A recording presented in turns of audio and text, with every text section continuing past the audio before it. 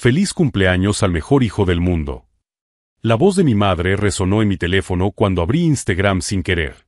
El video mostraba a mi hermano Ryan soplando las velas de una tarta gigante, rodeado por al menos 40 personas en el salón de mis padres. Reconocí cada rostro. Primos que no había visto en años. Compañeros de la universidad. Incluso el molesto vecino de al lado estaba allí, sonriendo y aplaudiendo. Todos celebraban el 30º cumpleaños de Ryan, el hijo predilecto de la familia. Todos menos yo. Mi taza de café se me resbaló de los dedos y se hizo añicos contra el suelo de mi cocina. Los pedazos se esparcieron, pero apenas lo noté. Mis ojos permanecieron fijos en la pantalla, contando metódicamente a cada persona, como si el número pudiera cambiar si lo intentaba de nuevo. Una fiesta meticulosamente planeada. Decoración profesional. Mesa de aperitivos elaborada. Todo organizado con semanas, tal vez meses de antelación. Una celebración de la que no supe nada hasta ese preciso momento. El dolor fue aún más agudo porque, el mes pasado, le envié a Ryan una tarjeta de cumpleaños hecha a mano que diseñé especialmente para él. Flores prensadas de mi jardín en el balcón. Incluso me ofrecía diseñar material gráfico para cualquier evento que quisiera, gratis. Un regalo de un hermano a otro. De repente, mi apartamento en Seattle me pareció frío, a pesar del sol de la tarde que entraba por las ventanas. La luz que me calentaba unos minutos antes ahora me parecía dura, reveladora. En ese momento, me di cuenta de que no solo me habían olvidado. Me habían borrado deliberadamente. Me llamo Nolan y, a mis 28 años, descubrí que mi propia familia me considera un problema que hay que evitar.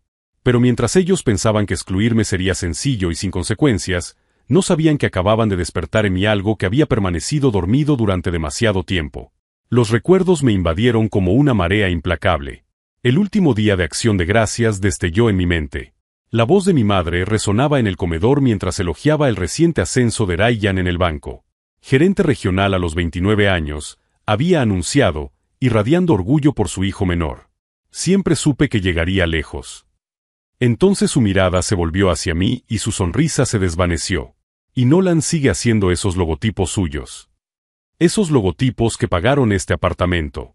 Esos logotipos que construyeron una cartera de clientes que incluye 3 marcas nacionales. Mis padres se quedaron sentados, asintiendo en silencio, mientras los parientes posicionaban a Ryan como el exitoso frente a mí. Incluso cuando mencioné el valor de la entrada de mi apartamento, $150,000 que había ahorrado a lo largo de 7 años, la conversación volvió rápidamente al nuevo coche de Ryan. Mis manos temblaban cuando volví a coger el teléfono. Encontré el contacto de mi madre y marqué antes de que pudiera convencerme de lo contrario. Contestó al tercer tono. Nolan, ¿va todo bien? Su voz tenía ese tono familiar de preocupación teñido de juicio, como si ya hubiera decidido que cualquier cosa por la que estuviera llamando era una exageración. Ayer hubo una fiesta de cumpleaños para Ryan. Mi voz sonó más firme de lo que esperaba. Todos estaban allí. ¿Por qué no me invitaron? Se produjo una pausa incómoda entre nosotros, seguida de un suspiro. Ah, eso. Bueno, creemos que siempre lo haces todo por ti mismo. Ryan se merece su día especial. La acusación me golpeó como una bofetada. Hacer todo girar en torno a mí. ¿Cuándo había hecho eso? Por favor, no empieces, Nolan. Eso es precisamente lo que queríamos evitar. Tu hermano se merece que se le celebre sin dramas. Me enderecé, repentinamente consciente de que tenía los hombros encorvados hacia adelante. Mi cuerpo se encogía instintivamente. Así que ahora soy un dramático. Eso es lo que pensáis de mí. No es nada personal, Nolan. No es nada personal. Las mismas palabras que mi madre utiliza siempre que quiere descartar mis sentimientos. Mi mano libre dejó de temblar. Una extraña calma se apoderó de mí cuando me di cuenta de que no se trataba de un malentendido. Esto fue deliberado, planeado, repugnante. Voy a llamar a Ryan. Nolan, no lo hagas. La voz de mi madre se elevó alarmada, pero yo ya había colgado. Sin embargo, mientras marcaba el número de mi hermano, una idea cristalina tomó forma en mi mente. Si querían tratarme como un problema, tal vez era hora de comportarme como la solución que nunca esperaron. Si sientes la misma indignación que yo, no olvides suscribirte al canal para ver cómo esta historia de exclusión familiar se convierte en algo mucho más grande. Lo que Ryan me dijo cuando contestó esa llamada cambiaría todo entre nosotros para siempre. Ryan contestó al segundo tono, con la voz aún cargada de la euforia de la fiesta de ayer. Tío, qué sorpresa. ¿Cómo te enteraste de la fiesta? Su inocente pregunta me golpeó como un puñetazo en el estómago. Realmente creía que yo no lo sabía. Lo vi en el Instagram de mamá. Mi voz sonó más controlada de lo que me sentía. Parecía increíble. 40 personas. ¿No? Se produjo una incómoda pausa en la línea. Cuando Ryan volvió a hablar, el entusiasmo se había evaporado por completo. Ah, tío, escucha, no fue nada personal. Mamá pensó que sería mejor que fuera algo pequeño. ¿Sabes? Solo la familia cercana. La familia cercana. 40 personas eran la familia cercana, pero yo, su hermano, no lo era. Ryan, soy tu hermano. Las palabras salieron más hirientes de lo que pretendía. Tu único hermano. Lo sé, lo sé. Suspiró profundamente. Mira, mamá dijo que probablemente montarías un drama por ser diseñador o algo así. Que siempre encuentras la manera de que todo gire en torno a ti. Solo quería que fuera un día tranquilo para mí. Cada palabra era una puñalada. Mi propia madre había construido una narrativa sobre mí como alguien problemático, y mi hermano se la había creído por completo. ¿Cuándo armé un drama por ser diseñador, Ryan? Dame un ejemplo. Más silencio. Porque no había ejemplos. Solo años de yo siendo discreto sobre mi éxito mientras ellos celebraban cada pequeño logro suyo como si fuera un milagro. Amigo, no se trata de ejemplos específicos. Es más bien, una vibra general, ¿sabes? Mamá dijo que a veces te pones un poco competitivo. Competitivo. Yo, que siempre aplaudía sus logros. Yo, que le ofrecí trabajo gratis para su fiesta. Yo, que nunca mencionaba que mis ingresos anuales superaban los suyos en un 70%. Así que lo planearon hace semanas y deliberadamente me dejaron fuera. Nolan, comenzó Ryan, pero lo interrumpí. Solo responde a esto. Os sentasteis todos y decidisteis no invitarme. La pausa que siguió fue respuesta suficiente. Fue idea de mamá, murmuró finalmente. Dijo que así sería más fácil. Menos complicado. Menos complicado. Como si mi existencia fuera una complicación. Entiendo. Mi voz se había vuelto extrañamente tranquila. Gracias por tu honestidad, Ryan. Tío, no te pongas así. Podemos hacer algo los dos solos la semana que viene. ¿Vale? Un consuelo. Como si una comida forzada pudiera borrar años de ser tratado como un ciudadano de segunda clase en mi propia familia. Claro, mentí. Hablaremos. Después de colgar, me quedé inmóvil en mi cocina, procesando la magnitud de la traición. No fue un olvido. No fue un malentendido. Fue una exclusión coordinada y deliberada. Mi madre había pintado un retrato de mí como alguien problemático y competitivo para justificar mi exclusión de la celebración. Y todos, habían estado de acuerdo en que no merecía estar allí. Lo peor fue darme cuenta de que Ryan creía sinceramente que me estaba protegiendo al aceptar esa narrativa. En su mente, estaba siendo amable al mantenerme alejado de una situación en la que causaría drama. Mi teléfono vibró con un mensaje de mi prima Jessica, que había estado en la fiesta ayer. Hola, Nolan. Me extrañó que no estuvieras en la fiesta de Ryan ayer. Tu madre dijo que estabas de viaje por trabajo. ¿Todo bien? De viaje por trabajo. Así que incluso habían preparado una excusa para explicar mi ausencia. Una mentira cuidadosamente construida para que nadie cuestionara por qué el hermano del cumpleañero no estaba presente. Respondí rápidamente, no estaba de viaje. No me invitaron. 3 puntos aparecieron y desaparecieron varias veces antes de que ella respondiera. ¿En serio? Qué raro. Pensé que era un malentendido. Lo siento, Nolan. Un malentendido. Ojalá fuera tan sencillo. A lo largo de la tarde, llegaron más mensajes. Primos preguntando por qué no estaba allí. Amigos de la familia expresando su confusión por mi ausencia. Cada conversación revelaba otra capa de la puesta en escena orquestada por mi madre. A algunos les dijo que estaba enfermo. A otros, que tenía un compromiso laboral importante. A unos pocos, que había declinado la invitación porque estaba pasando por un momento difícil. Cada excusa pintaba un cuadro diferente, pero todas tenían algo en común. Me retrataban como alguien problemático o inestable de alguna manera. Me senté en mi sofá, observando la puesta de sol sobre Seattle, y una comprensión cristalina tomó forma. Mi familia no solo me había excluido de una fiesta.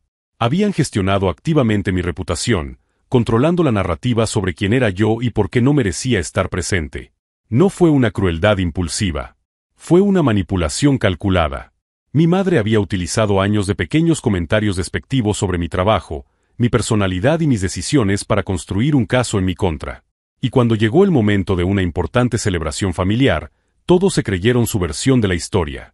Lo más doloroso fue que Ryan, mi propio hermano, no solo estuvo de acuerdo con la exclusión, sino que se sintió aliviado por ella. En su mente, yo era el problemático al que había que mantener alejado para que él pudiera tener su día perfecto. Mientras limpiaba los pedazos de la taza rota que aún estaban esparcidos por el suelo de la cocina, una fría determinación comenzó a formarse en mi pecho. Si querían tratarme como un problema, tal vez era hora de comportarme como tal. Pero no de la forma que ellos esperaban. No con dramas ni confrontaciones emocionales que solo validarían su narrativa sobre mí. No, mi respuesta sería mucho más calculada que eso. Mientras celebraban haberme mantenido alejada de su fiesta perfecta, no tenía ni idea de que acababan de darme el mayor regalo posible, una claridad absoluta sobre quiénes eran realmente. Y ahora que veía la verdad, era hora de actuar en consecuencia. Lo que descubrirían en las próximas semanas cambiaría para siempre la dinámica de nuestra familia. En los días siguientes, las mentiras comenzaron a desmoronarse como un tumor metastásico. Cada conversación revelaba otra capa de decepción orquestada por mi familia.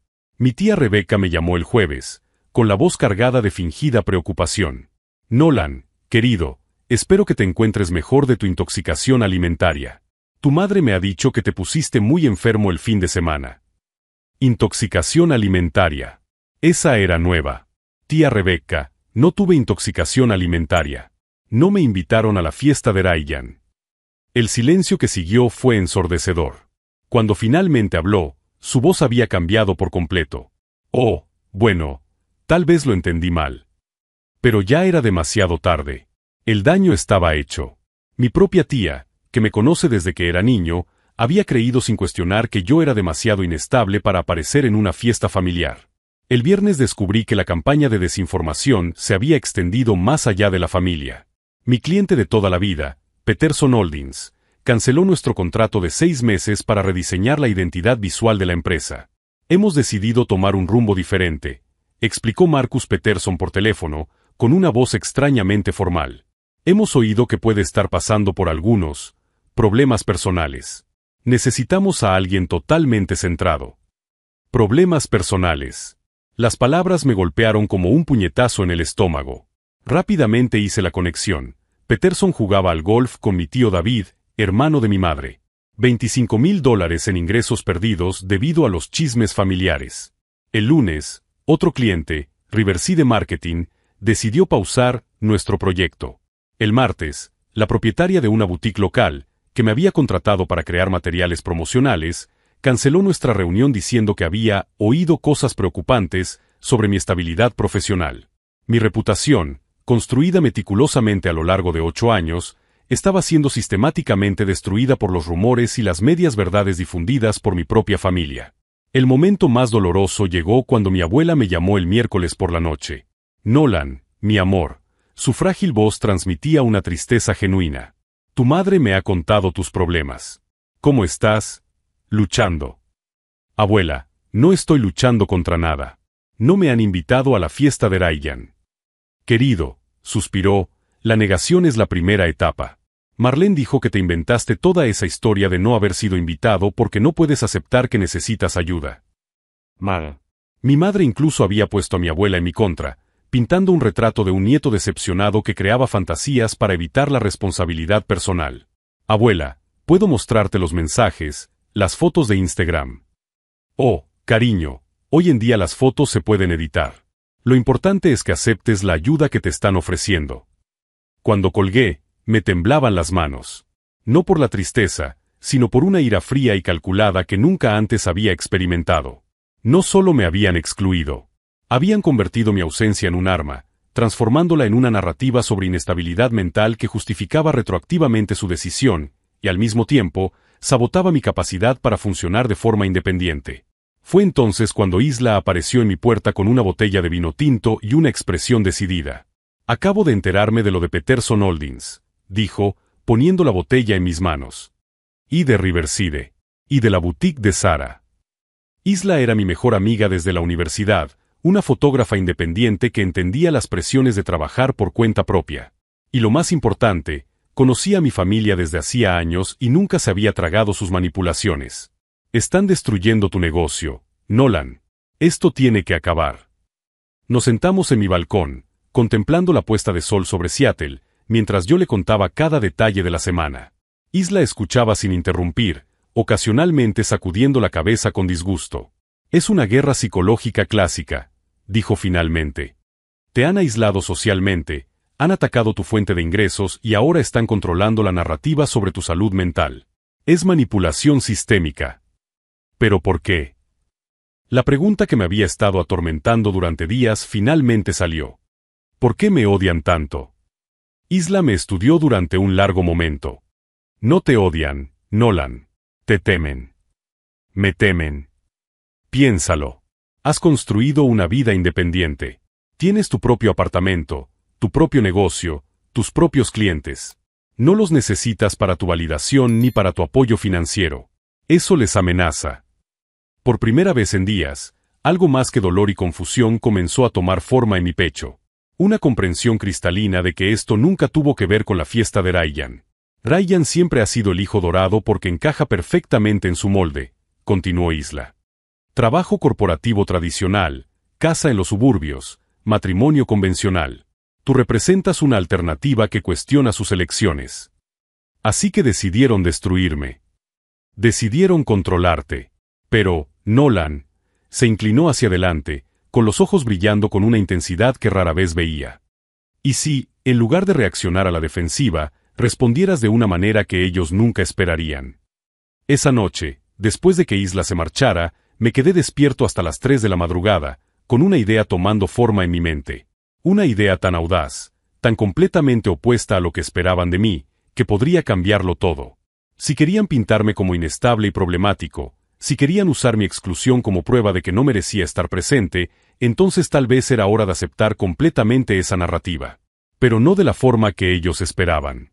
El jueves por la mañana, empecé a hacer llamadas. No para confrontar a mi familia o suplicar por mi inclusión, sino para algo mucho más inteligente. La primera llamada fue a David Chen, uno de mis antiguos clientes que se había convertido en un amigo sincero. David dirigía una respetada galería de arte en el centro de Seattle y había contratado mi trabajo varias veces a lo largo de los años. David, necesito un favor un poco inusual.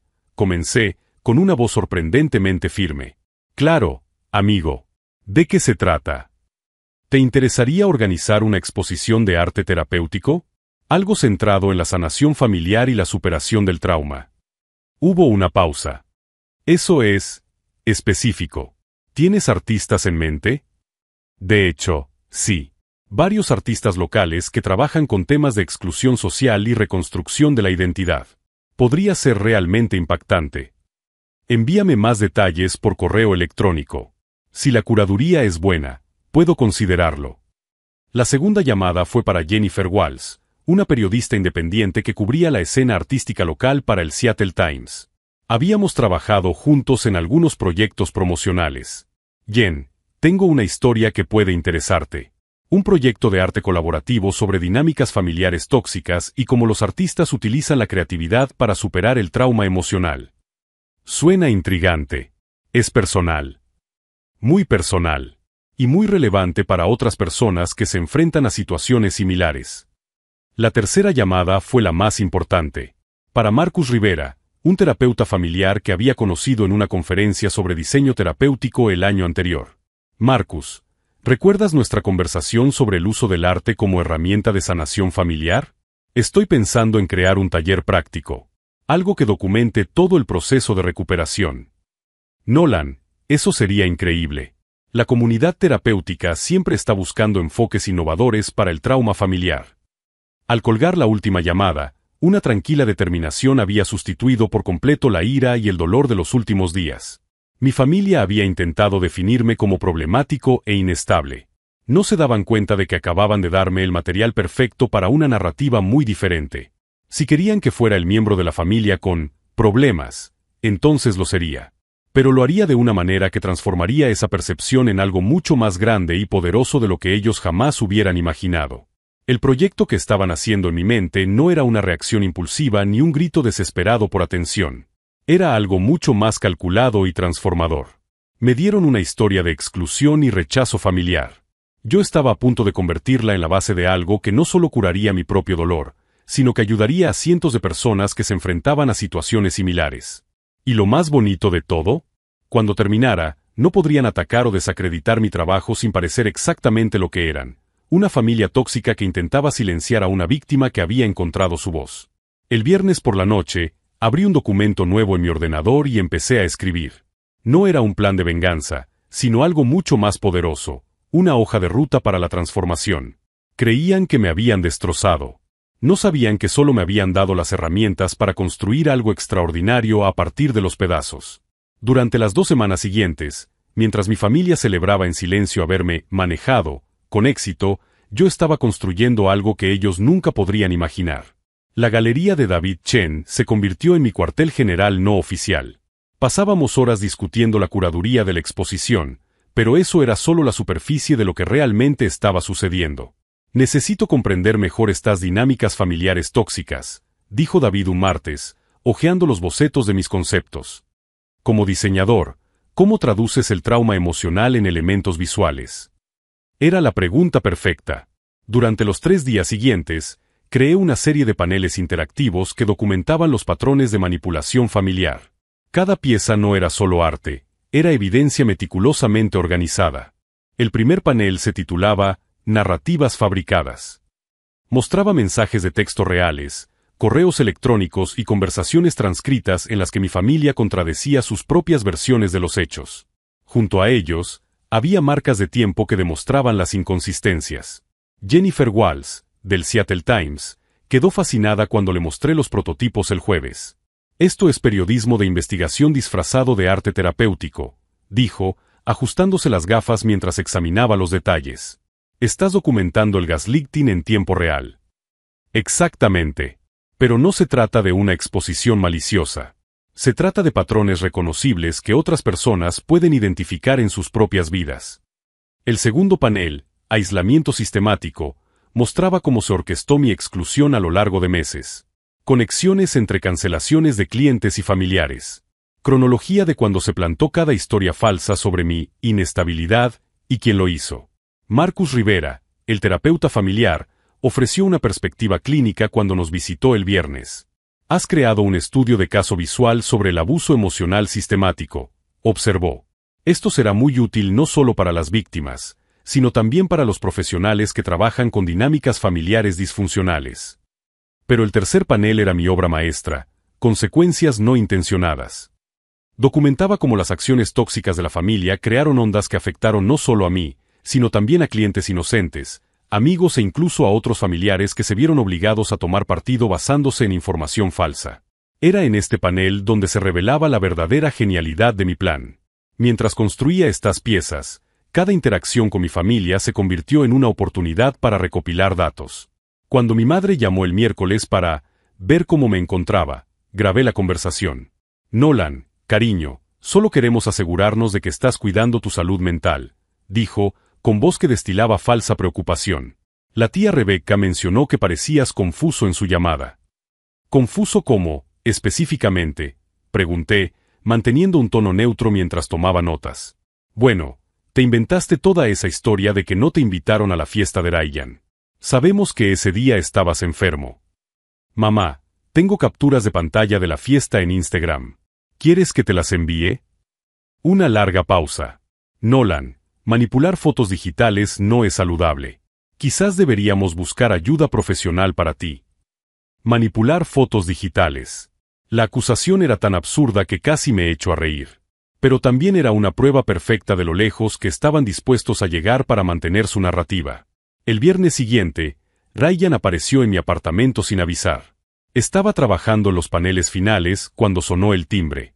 Tío, ¿qué es todo esto?, preguntó, con la mirada recorriendo los materiales esparcidos por mi mesa de comedor. Fotografías impresas, transcripciones organizadas, cronologías detalladas. Un proyecto de arte terapéutico, respondí con indiferencia. Sobre la superación del trauma familiar. Cogió una de las transcripciones, nuestra conversación telefónica sobre la fiesta, y se le quedó la cara pálida. Nolan, no puedes usar conversaciones familiares privadas en lo que sea esto. Es arte basado en experiencias personales. Completamente legal. Pero eso hará que la familia parezca, dudó, buscando las palabras. Parecer como personas horribles. La ironía era deliciosa. Eran personas horribles, al menos en lo que a mí respectaba.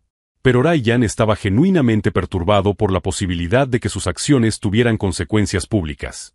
La exposición trata sobre patrones, Ryan, no sobre individuos específicos.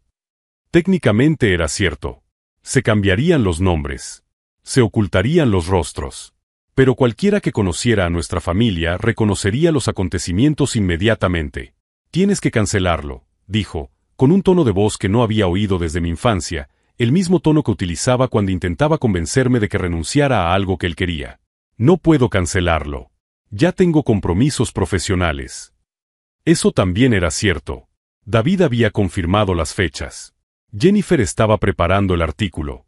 Marcus había organizado una mesa redonda con otros terapeutas. El proyecto había cobrado vida propia.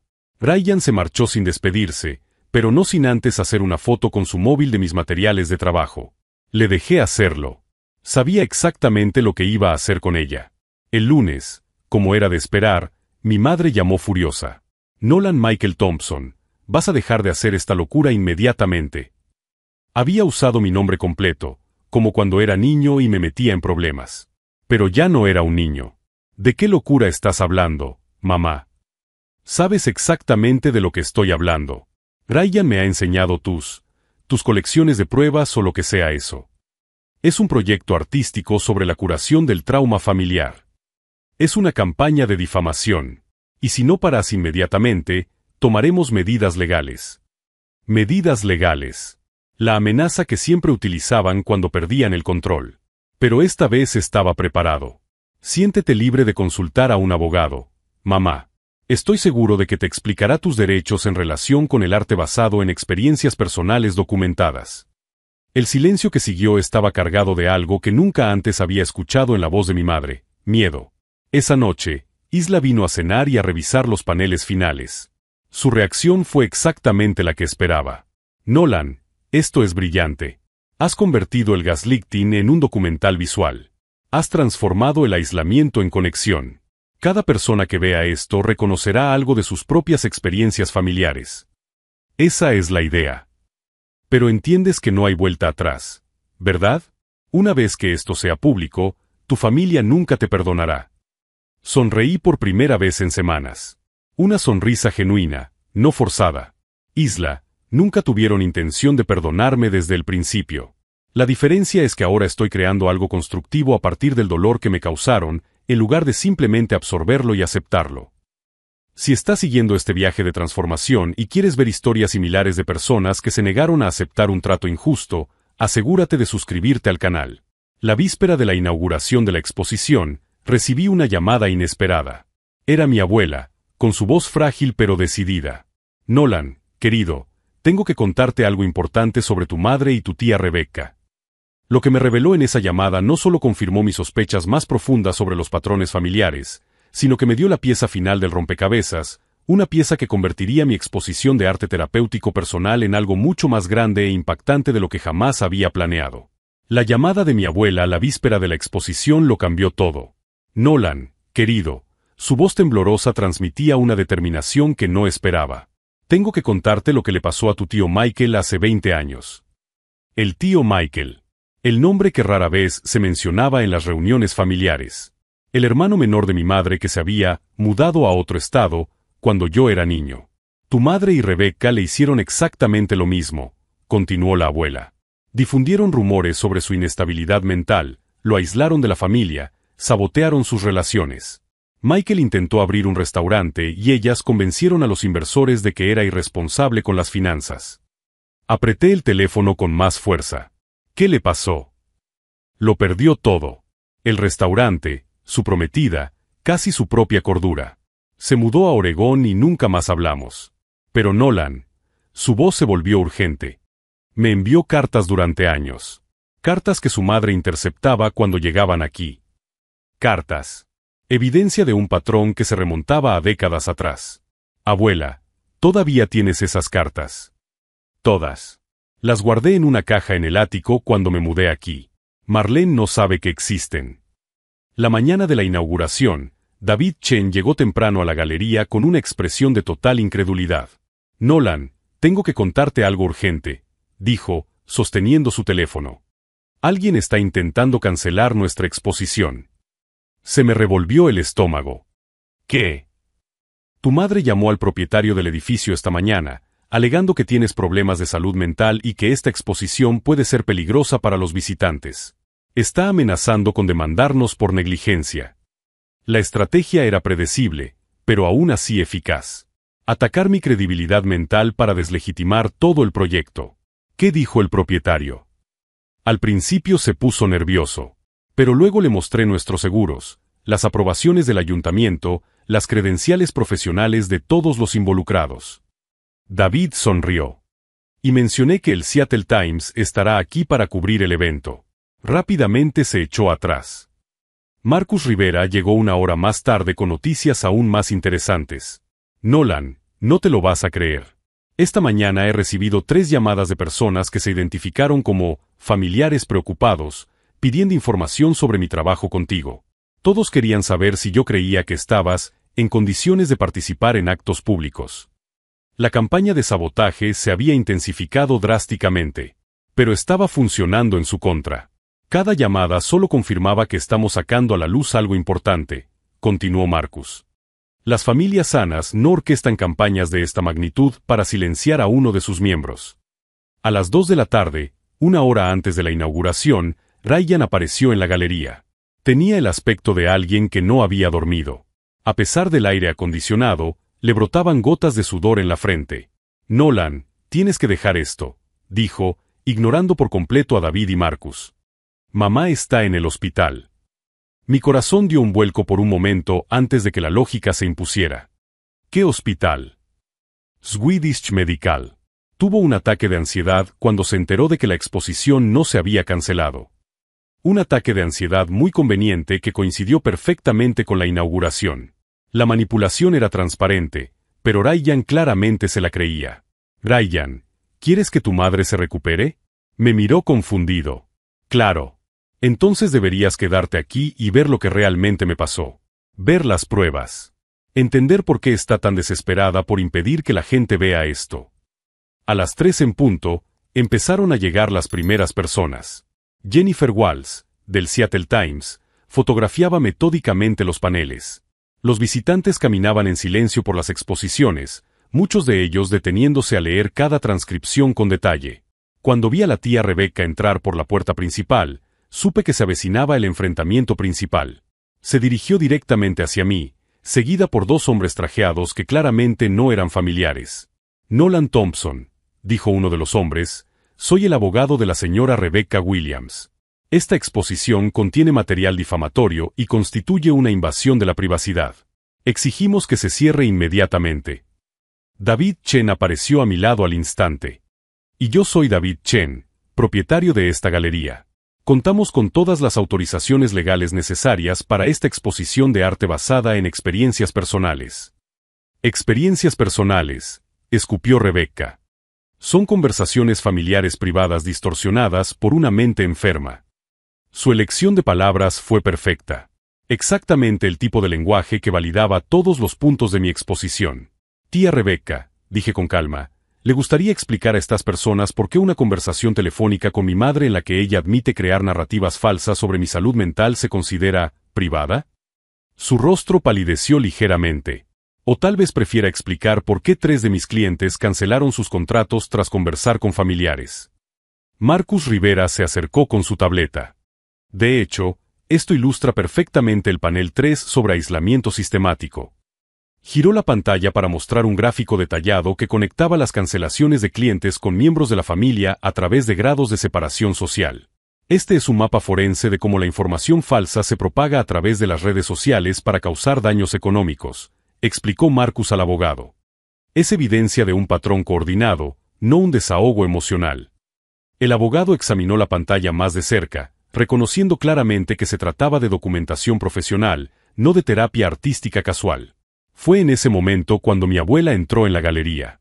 A sus 82 años, caminaba despacio pero con determinación, llevando una caja de cartón que reconocí inmediatamente por las descripciones de nuestra conversación telefónica. «Rebecca, querida», dijo la abuela con su voz dulce, pero cargada de acero. «Pensé que te gustaría ver unas cartas antiguas que he encontrado». Rebecca se quedó completamente paralizada. Cartas de Michael para mí. 23 años de correspondencia que detallan exactamente el mismo patrón que se documenta en estos paneles. Dejó la caja sobre una mesa cercana y le quitó la tapa. Cientos de sobres amarillentos por el paso del tiempo quedaron al descubierto, todos dirigidos a nuestra abuela, todos con sellos de Oregón. Michael escribió sobre sabotaje profesional, campañas de difamación, aislamiento familiar, incluso clientes que cancelaban contratos tras conversaciones preocupantes con familiares. La abuela miró directamente a Rebecca. Las mismas tácticas, palabra por palabra. Jennifer Walls se acercó con su cámara, pero la abuela le hizo señas para que esperara. Lo interesante es que Michael también lo documentó todo meticulosamente. Nombres, fechas, conexiones específicas entre cancelaciones de negocios y conversaciones familiares. Sacó una carpeta de la caja, incluyendo grabaciones de llamadas telefónicas en las que tú y Marlene coordinaban sus historias. El silencio en la galería era absoluto. El abogado de Rebecca le susurró algo al oído y ella negó violentamente con la cabeza. Ryan, que había permanecido en silencio durante toda la interacción, finalmente habló. «Abuela, ¿es eso cierto?» Ella se volvió hacia él con una expresión infinitamente triste. «Ryan, cariño, ¿crees que tu hermano se inventó todo esto? ¿Que creó pruebas falsas, falsificó transcripciones, manipuló marcas de tiempo en mensajes de texto?» Ryan miró los paneles que nos rodeaban como si los viera por primera vez. Prueba tras prueba de manipulación sistemática, todas verificables, todas documentadas con precisión forense. Pero mamá dijo. «Tu madre dijo exactamente lo mismo sobre Michael hace 23 años», interrumpió suavemente la abuela. «Y antes de él, sobre tu tío James. Y antes de James, sobre mi hermana Dorothy cuando éramos jóvenes». La magnitud de la revelación impactó no solo a Ryan, sino a todas las personas presentes en la galería. No se trataba de un incidente familiar aislado, sino de décadas de comportamiento habitual. Rebecca agarró al abogado del brazo. «Vámonos. Ahora mismo». Pero ya era demasiado tarde. Jennifer Walls lo había capturado todo. Marcus Rivera tomaba notas furiosamente. David Chen sonreía con la satisfacción de alguien que reconoce un giro histórico en la narrativa cuando lo ve. Cuando salieron, Ryan se acercó al panel principal, el cronograma detallado de mi exclusión de su cumpleaños. «Nolan», su voz era casi un susurro. «¿De verdad hicieron todo esto?»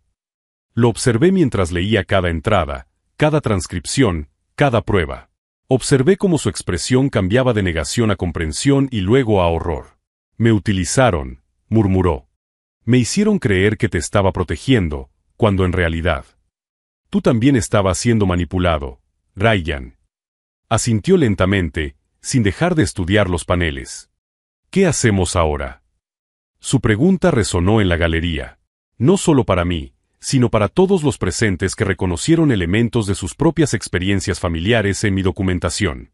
Lo que sucedió en las siguientes horas no solo transformaría a mi familia para siempre, sino que crearía ondas que llegarían mucho más allá de nuestras vidas personales.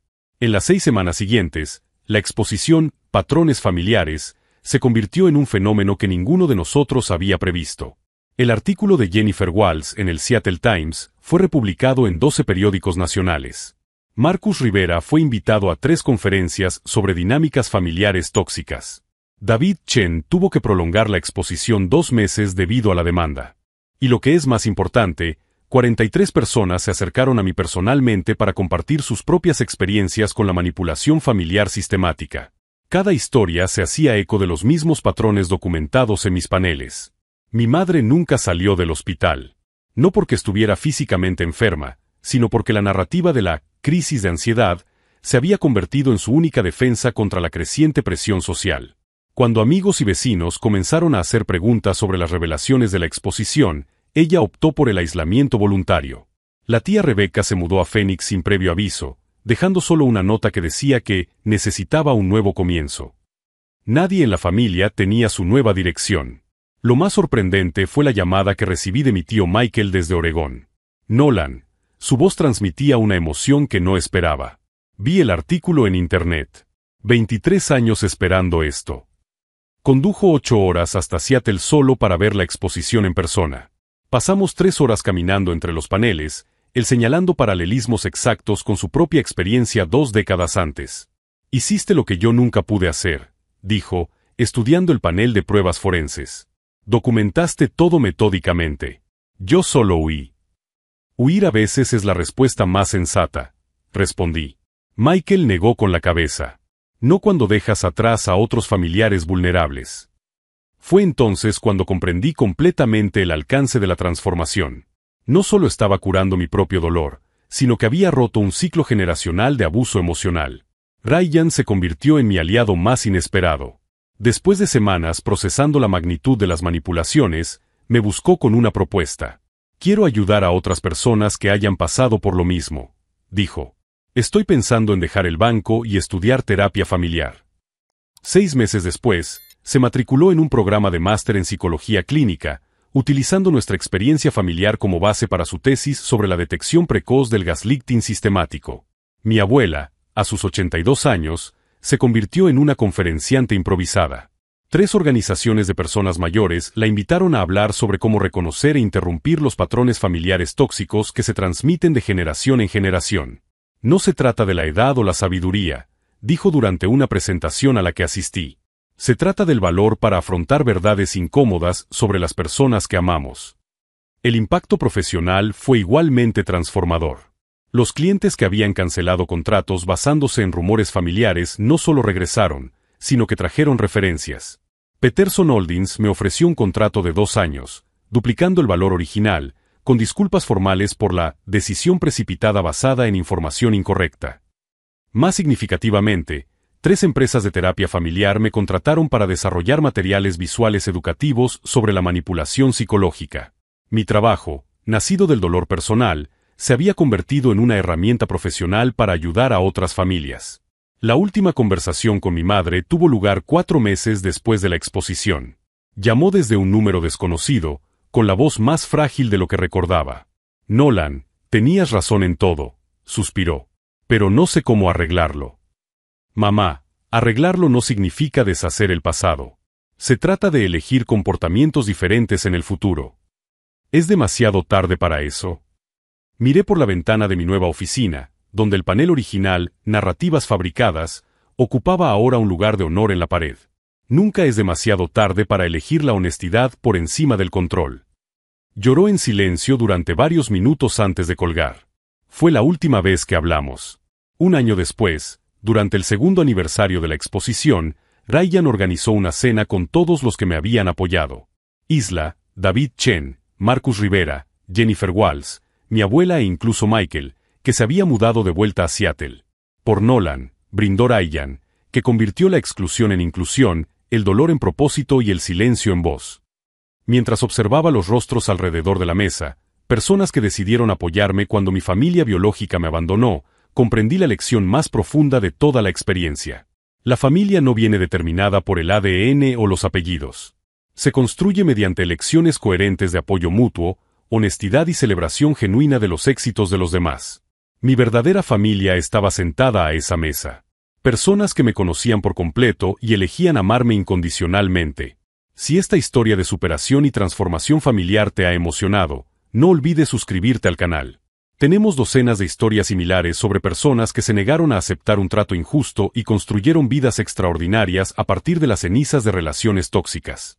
La semana pasada recibí una foto por correo. Ryan graduándose de su maestría, con mi abuela aplaudiendo en primera fila. En el reverso, escribió, «Gracias por enseñarme que el valor familiar significa proteger la verdad, no las apariencias». A veces, la mayor venganza no es destruir a quienes te han hecho daño, sino construir algo tan hermoso y significativo a partir de tus cicatrices que se den cuenta exactamente de lo que han perdido al elegir menospreciarte. Y hoy, al ver cómo mi empresa crece ayudando a otras personas a documentar y superar traumas familiares, sé que elegí el camino correcto. Intentaron borrarme de la historia de la familia. Acabé convirtiéndome en el capítulo más importante.